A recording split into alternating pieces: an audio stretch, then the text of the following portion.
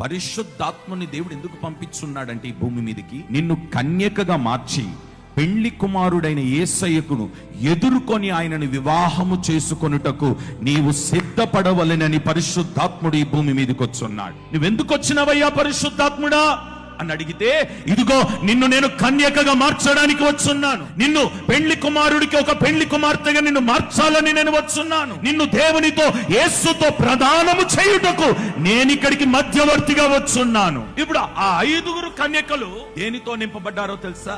పరిశుద్ధాత్మతో నింపబడ్డారు. బయట ఉన్న కన్యకలు పరిశుద్ధాత్మ వారిలో లేకపోవడం వలన ఇప్పుడు దేవుడే స్వయానంటున్నాడు, నీవెవరివో నాకు తెలీదు. అందుకని బైబిల్ సెలవిస్తుంది, ఆత్మ లేనివాడు నా వాడు కాదు. వారు కన్యకలే, కానీ ప్రభు ఏమంటున్నాడో తెలుసా? ఇదిగో మీరెవరో నాకు తెలీదు. గల కారణం ఏంటంటే గుర్తింపు లేదు. గుర్తింపు లేకపోవడానికి గల కారణం పరిశుద్ధాత్మ పొందుకోలేదు గనక. ఈరోజు గుర్తింపు కలిగిన కన్యకగా నువ్వు మారాలి అని అంటే పరిశుద్ధాత్మ అభిషేకాన్ని పొందవలసినదే.